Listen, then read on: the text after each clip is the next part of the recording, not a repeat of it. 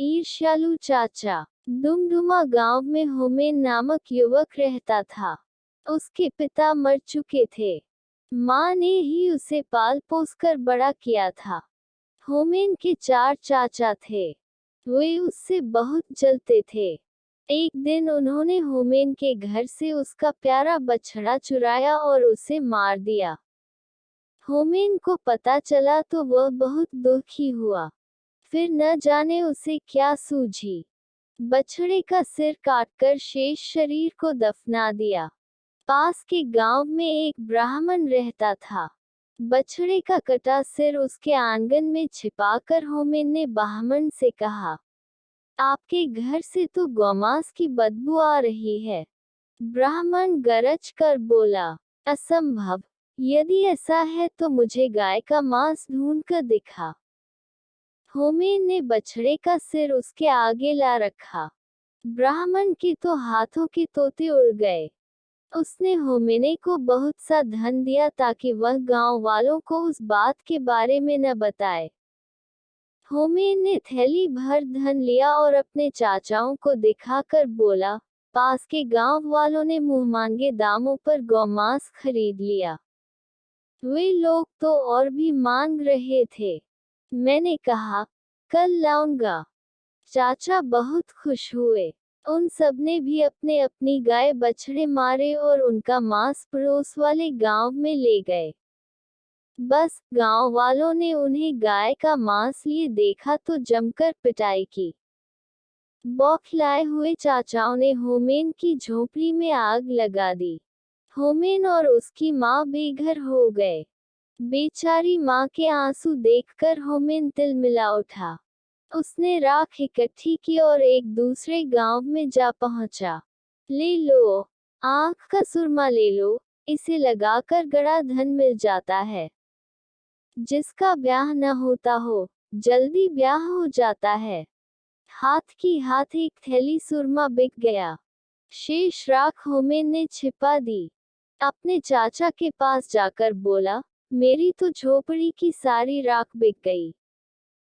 चाचा ने हैरानी से पूछा, राख बिक गई? हाँ, इसमें क्या शक है? कहकर उसने पैसे दिखाए।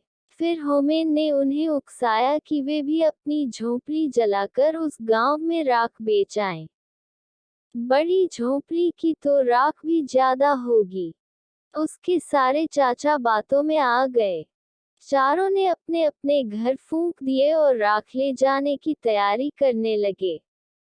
होमेन ने कहा, गांव वालों से कह देना कि हमें सुरमे वाले ने भेजा है। ज्यों ही चारों गांव में पहुंचे और सुरमे वाले का नाम लिया तो सारा गांव उनके पास पहुंच गया। देखते ही देखते बांस की लाठियां उन पर पड़ने लगी। बेचारे पित्ते पित्ते घर लौटे। चारों ने गुस्से के मारे होमेन को मारने की योजना बना ली। उन्होंने होमेन को नदी किनारे रस्सी से बांधा और खुद भात खाने घर चले गए। उनके जाते ही वहां से एक सौदागर गुजरा। उसने होमेन से पूछा, क्यों भाई, तुम्हें यहाँ क्यों बांधा हुआ है? होमेन ने बात बनाई, जी, मेरे चाचा मेरी शादी एक खूबसूरत लड़की से करना चाहते हैं। मेरे मना करने पर मुझे बांध दिया। सौदागर बोला, मैं शादी कर लेता हूँ उस लड़की से, क्या ऐसा हो सकता है? होमेन ने झट से उसे बांधा और उसका घोड़ा लेकर रफू चक्कर हो गया। चारों चाचा खा पीकर लेट गए। आलस के मारे उठा न गया। पिटाई के कारण पोपो दुख रहा था। नौकर से बोले, जा तू होमेन को नदी में फेंका, हमसे तो उठा नहीं जाता। नौकर भी कम नहीं था। उसने अपने रिश्तेदार को ये काम सौंप दिया। रिश्तेदार ने सौदागर को ही होमेन समझकर नदी में फेंक दिया। बेचारा सौदागर चिल्लाता ही रह गया। नौकर ने चाचा को सूचना दी, जी, काम हो गया। चारों मिलकर होमेन की मौत की खुशी मनाने लगे। होमेन ने पेड़ के पीछे छिपकर सब देखा और घोड़ा लेकर चाचाओं के पास जा पहुंचा। सबको प्रणाम कर बोला। नौकर ने गहरा धक्का नहीं दिया, इसलिए केवल घोड़ा मिला। यदि गहरा डूबता तो शायद बैल, गाय व हाथी भी लाता। चारों चाचा फिर उसकी बातों में आ गए। होमेन को पुचकार कर पूछा, क्या सचमुच नदी में पशु मिल रहे हैं? हाँ, हाँ, आप लोग भी ले आओ, होमेन ने कहा। चारों चाचा आलस छोड़कर नदी की तरफ लपके। नौकर को भी साथ ले लिया।